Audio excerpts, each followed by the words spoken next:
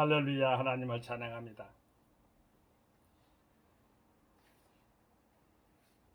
할렐루야.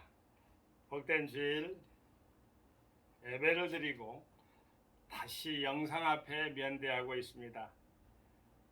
주님의 거룩한 영광이 함께하고 은혜가 충만한 대화의 시간이 되기를 예수 그리스도 이름을 받들어 함께 축원을 드립니다. 오늘 대화 나눌 하나님의 말씀은요, 에레미야서 44장 28줄 말씀입니다.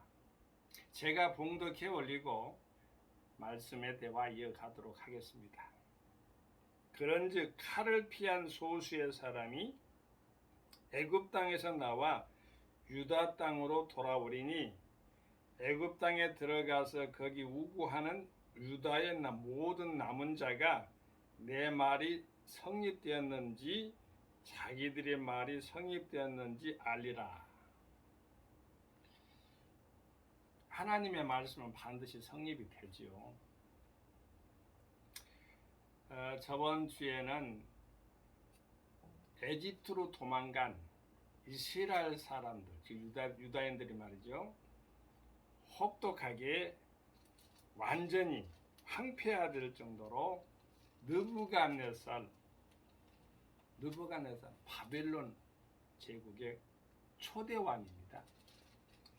내가 애굽 신들의 집에 불을 놓을 것인즉 느부갓네살이 그들을 불사르며 그들을 사로잡을 것이요 목자가 그 몸에 옷을 두름같이 애굽 땅을 자기 몸에 두르고 평안히 그곳을 떠날 것이며, 그러니까 자기 몸을 에집트를 갖다가 비유를 그렇게 한 거죠. 에집트를 갖다가 몸에 두르고 오라고 했으니까 얼마나 자유스럽게 옷고 벗고 입고 하는 것이 바로 옷이잖아요. 그렇게 할부하면서 평안히 자기 고국 땅으로 돌아간다. 그러니까 에집트를 초토화시켜버리겠다는 거예요. 자행자지, 즉 말해서 자유롭게 활동하면서 행하는 것 다 하고, 여기도 평안이라는 말을 써서요. 그러니까 느부갓네살이 하고 싶은 대로 다 하고, 그러니까 에집트로 도망가봐야 소용없는데, 이스라엘 사람들은 아람으로 도망가기도 하고 에집트로 도망가고, 뭐 저기 보면은 아수리에 붙어가지고도 피신하려고 하고, 다 필요 없어요. 아수르도 바벨론에 망했고, 뭐 가나안 땅 이스라엘 그 자체 전체는 말할 것도 없고, 에집트까지 초토화시키는 하나님 아버지께서 들어 사용하는, 그것도 악한 자도 하나님 악한 대로 사용해요. 오늘 본문 말씀에 보면은 칼이 등장합니다. 그런즉 칼을 피한 소수의 사람이, 근데 하나님께서 세 가지의 쌍둥이처럼 등장하는 하나님의 진노의 방편이라 할까요? 진노의 방법. 그러니까 도구. 기근, 연병, 칼, 이렇습니다. 기근은 어쩔 때 일어납니까? 물이 없거나 양식이 없을 때 일어나잖아요. 그런데 성경상의 기근은 다릅니다. 하나님의 말씀이 없는 기갈이라고 해서, 여러분 갈망하고 갈망 있잖아요. 간구하고 갈망하고, 우리가 잘 생각해 봐야 돼요. 우리 하나님 아버지께 얼마나 갈망을 많이 하는가, 또 간구를 많이 하는가, 하나님 말씀을 사모하는가. 개처럼 헐떡거리면서 먹는 그러한 부분도 나와요. 하나님 말씀을 시편에 119편에 나와 있는 그 말씀 가운데는 개처럼 헐떡이면서 먹는 그 말씀이 나오는데, 사무엘 선지자 이상의 엘리 제사장 시대는 말씀이 희귀했다고 했어요. 말씀이 가뭄든 거죠.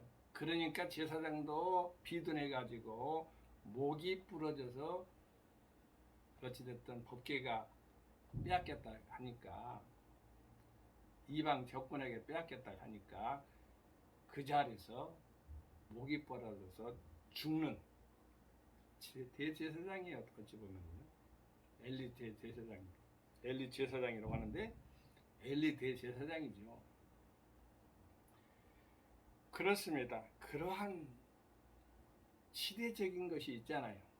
그러나 하나님의 말씀을 듣는 연습을 한두 번도 아니고 4번이나 사무엘은 성전에서 듣는 연습을 하나님이 시켰습니다. 하나님 말씀이 희귀한 시대에다. 하나님 말씀이 풍요로워야만이 기근에서 면할 수가 있어요. 양식이 없어 가람이 아니라고 그랬어요.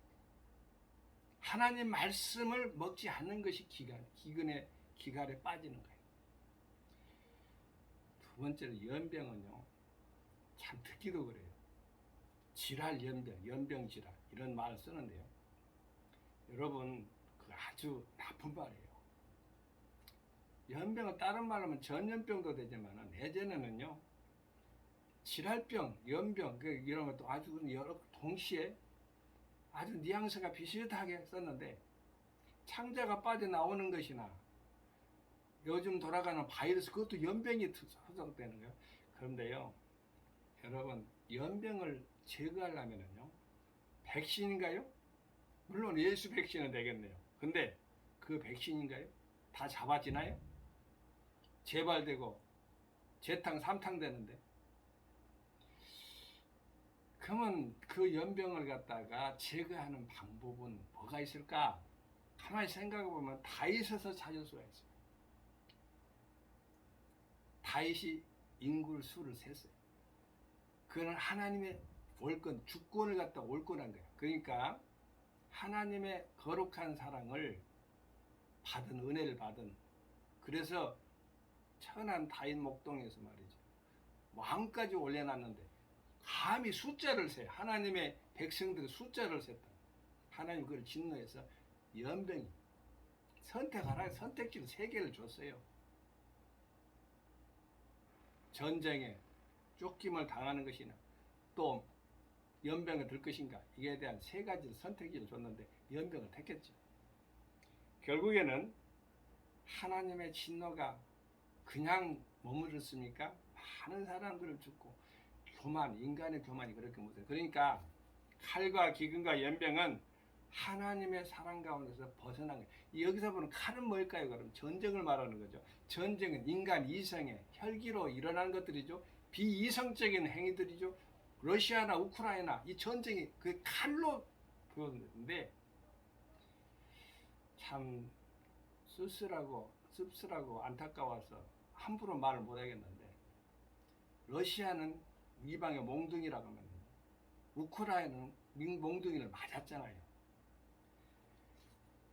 조심스러워요. 왜 맞았을까? 그것도 한 동족인데 이렇게 생각해 보면 끔찍해져요. 우리나라 6.25가 있었잖아요. 남북 동족 상잔이잖아요. 애국의 예세가 들어와가지고 왔다 갔다 하면서 38수도 그어버리고 말이죠. 그런 여러 가지 일을 저질렀지만은 동족 상자는 분명한 거예요. 같이 한 배 나온 사람들 가운데서 죽이는 카인과 아벨 같은 그게 바로 인류사가 진행되어 온 과정 중에 하나인데 이 칼이 전쟁을 상징해요. 그런데 칼을 피한 자 여기서 보면은요 칼을 피했다겠는데 우리가 세상에는 말이죠 칼 같은 것들이 말이에요. 예전에 제가 칼집 같은 세상 이렇게 시가 있어요. 얼마나 또래 이석저것 다 근데 칼만 사용하면 안 되죠. 칼집 같은 것도 있어야 되는데 칼집은 칼을 갖다가 감싸 안는 거죠. 칼만 휘두르면 안 되는데 그런 시가 있는데 끔찍한 세상을 갖다가 상징적으로 묘사한 거예요. 그렇지 않게 되기를 훈풍이 불어가지고 동장군에 있어서 그것을 물리쳐버려라 동장군을 물리쳐버려라 이런 그런 시인데요. 저는 어찌 보면 시도 씁니다. 선교적인 시를 쓰는데요. 거기서 칼을 갖다가 그렇게 묘사를 했어요. 몰인정, 인정 없거나 사랑이 없거나 또한 모렴치, 파렴치하거나 이런 것들을 칼로 이렇게 묘사한 것이 있는데, 정의 칼, 하나님의 검, 이거 좋은 표현도 있어요. 부엌에 가면은 아름다운 칼도 있죠. 칼이 다 나쁜 것만 아니에요. 그러나 여기서 말하는 칼은 전쟁의 칼이니까, 전쟁을에서 피한 소수의 사람이 엊그제 제가 존경하는 어떤 목사님하고, 선배 목사님하고 대화를 한 1시간 동안 했어요. 1시간 동안 하면서 그 목사님이 이런 말을 해요. 지금 많이 코로나 때문에 시험 들어가지고 교회를 많이 떨어져 나갔다. 근데 가만히 생각해 보면은 그 목사님의 끝말이 항상 이런 말을 해요. 마지막에 우리가 주님 앞에 섰을 때 하나님의 공의대로 우리가 심판을 받잖아요. 근데 바른 상급을 받기를 원합니다. 이런 아주 그냥 어찌 보면은 경건성 있는 두려움을 나에게 말씀을 늘 해주셔요. 그렇게 바르게 살자는 뜻입니다. 그래서 제가 아멘 했어요. 그렇게 되기를 바랍니다. 부족하지만 궁유를 베풀어 주십시오 하고 기도하는 마음으로 제가 그렇게 했는데, 칼을 피한 소수의 사람이 우리들입니다. 우리 살아남았잖아요. 교회 나가서 예배드리잖아요. 이것도 사랑으로 또 이웃에게 봉사한다면 더더욱 확장된 것이고요. 애굽 땅에서 소수 사람이요. 애굽 땅에서, 애굽은 세상의 풀무불이라는 표현을 갖고 인간 세상을 갖다 예표한다고 볼 수 있고, 하나님께서, 그리고 크리스찬들이 말이죠. 애굽 땅에서 나온 유다 땅으로 돌아간 사람들 갖다 크리스찬이라고 볼 수 있어요. 즉 본향을 찾아서, 즉 타향살이 하다가 고향으로 돌아가는 것처럼 그렇게 표현될 수가 있는데, 여기서 나와요. 애굽 땅에서 나와 유다 땅으로 돌아오리니 기환, 기국, 본향, 해기, 이렇게 말씀할 수 있겠죠. 애굽 땅에 들어가서 거기 우구하는 유다의 모든 남은 자가, 여기서 남은 자가 렘넌트, 남은 자 사상이 등장하는데, 여러분 살아남았습니까? 아직까지도 살아남아 있습니다. 기간이 남아 있어. 우리는 죽지 않고 숨 쉬고 있고, 이게 손가락 왔다 갔다 하면서 이렇게 대화하면서, 하나님께 이렇게 대화하면서, 또 이렇게 이웃하고 대화하면서, 영상으로 면대하면서 말하고 있죠. 움직이고 있잖아요. 남아있는 동안은, 숨 쉬고 있는 동안을 말하는데, 남은 자가 해야 될 일은 오직 주님께 영광이죠. 하나님을 찬양하는 것이라고 볼 수가 있습니다. 남은 자가 있다. 여기서 저는 세 가지를 한번 더 생각해 보겠습니다. 오늘 본문 말씀에 보면은 언약에 있어서 확실성을 강조하는 부분이 있어요. 성립되고 안 되고 그거는 이제 나중에 부분이 나옵니다만은, 하나님의 말씀은 반드시 이루어진다. 화살처럼 나갔는데 하나님 말씀은 반드시 쏘았다면은 그 관역을 뚫고 이루는 하나님의 말씀이에요. 그냥 빗나가는 게 없어요. 하나님 말씀 반드시 이루어진다는 말씀. 에스겔서 읽어보세요. 나와 있어요. 에스겔서 사상은요, 그렇다는 거예요. 하나님 말씀의 정확성, 확실성, 언약에 있어서 반드시 지켜주는 하나님 말씀에 있어서 경고성, 이것을 다 거기에 그 말씀 중에 반드시 이루어진다. 하나님 말씀은 나아가서 반드시 그 목표를 이룬다. 목적을 달성한다. 이 말씀을 하시는 것을 보면은 하나님 언약의 확실성을 우리는 거기서 또 만날 수가 있습니다. 두 번째로 남은 자 사상, 이제 말했잖아요. 남은 자 사상, 남은 자가 내 말이 성립되었는지 안 돼. 우리는 하나님 말씀 반드시 성립된 걸 우리는 믿잖아요. 그런데 우리가 예수를 믿고 살아남았어요. 남은 자가 말할 것은 뭐겠어요? 우리 하나님은 반드시 말씀을 이룬다. 이 말씀을 해야 되지 않겠습니까? 그래야 됩니다. 반드시 해야 됩니다. 하나님 말씀은 반드시 이루어진다.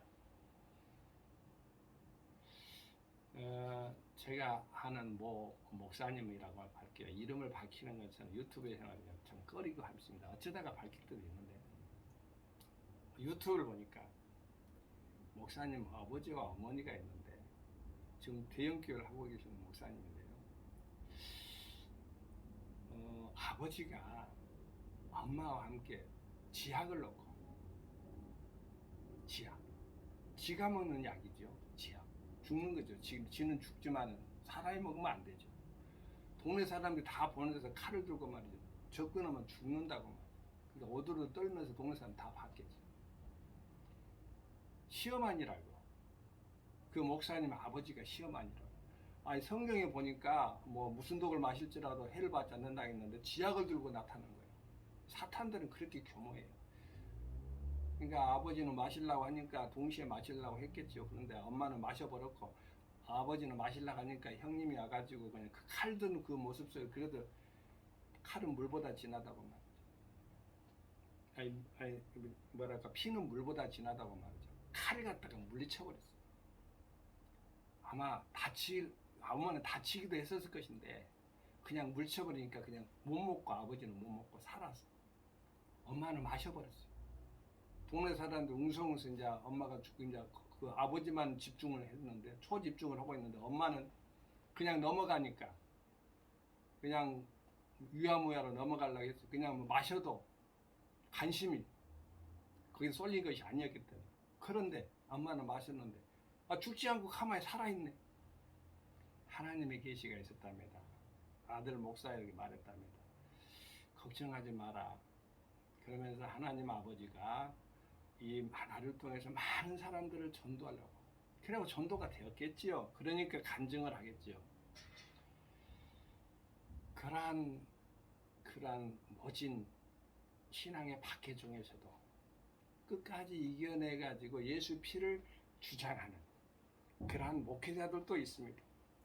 오늘 본문 말씀에 보면은 세 가지라고 했는데 하나는 언약의 확실성, 남은 자 사상, 그 다음에 현재 역사적으로 증명이 다 됐잖아요. 여러분 우리가 출애굽의 역사를 우리가 알죠. 홍해를 건너고 광야를 지나서 광야 40년입니다. 그것도 하루에도 4일 만에 길 갔다가 어찌됐든 40년 동안 돌아가게 만든 것. 여러 가지 설이 있습니다. 아직 가나안에 들어가면 우합지질이라 정립이 안 되고 광야를 지나서 물론 십계명이나 성막의 설계도 율법을 이렇게 세우려고 작정하려고 하나님의 예정이죠. 그리고 너무 교만과 불만을 타니까 이렇게 광야로 돌려버렸다. 이런 식으로 여러 가지 표현이 있습니다만은 그는 신학자들이 하는 말이고 어찌됐든 역사적으로 보면은 광야를 돌아가는 게 사실입니다. 그래서 요단강을 건너서 여호수아를 통해서 진격하죠. 비스가 살록에서 모세는 쓸쓸히 가나안을 쳐다보면서 아론도 그 산에서 죽습니다. 바라보면서 가나안은 못 들어가고 천국의 모양인 가나안은 못 들어가고 그 말은 원망과 불평은 하나님 말씀을 순종하지 않고 자기 혈기로 막개질 갖다가 돌멩이를 내리치니까 말로 하나님 말씀을 하라겠는데 거기까지 가면 또 길어지니까요. 이래서 역사의 확실성이 있고 그리고 이스라엘 백성들이 그 이후에 가나안에 들어가서 잘 살았습니까? 우상을 섬기고 그러니까 성전이 촉토화돼가지고 바벨론에 이거하잖아요.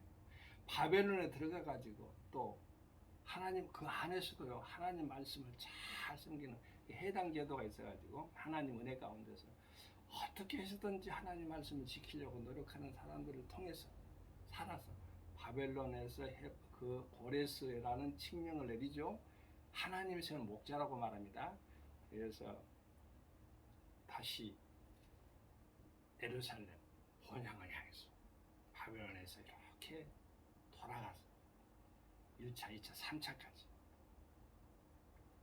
역사적인 그러한 사실도 이렇게 기록된 신학적인 이야기니까 그런 것을 바로 이제 포로 기환사에 다 나와 있죠. 우리 하나님 말씀 반드시 성립된 것을 알 수 있습니다. 그러나 거기 들어가서도 하나님 말씀을 잘 믿고 살아야 되는데 헤롯이 세운 그 성전이 있어요. 솔로몬 성전 위에다 지었는데 다 무너뜨려 버렸잖아요. 디도 장군이 AD 70년에 그 위에 하나도 돌멩이에 돌 위에 있는 것을 걸쳐놓은 것 하나도 없이 그냥 다 흩어나와 버려요. 왜 그러냐 그러니까 그 안에 금덩이나 뭐가 있는 걸 보려고 하는 말이에요. 군사들이 다 그렇게 헤집어 놨다는 그런 말이 있는데 성경 말씀을 이루려고 하는 성립되는 것을 말하는 것입니다. 오늘 본문 말씀을 통해서 종가 여러분 뭘 하나님 말씀 가운데서 교훈을 얻을 수가 있을까요? 하나님 말씀은 반드시 이루어진다. 남은 자를 통해서 그것을 말씀 입술로 고백하게 한다는 것을 생각해서 늘 하나님 말씀으로 승리하는 종가 여러분이 되기를 예수 여러분으로 축원드립니다. 할렐루야. 샬롬.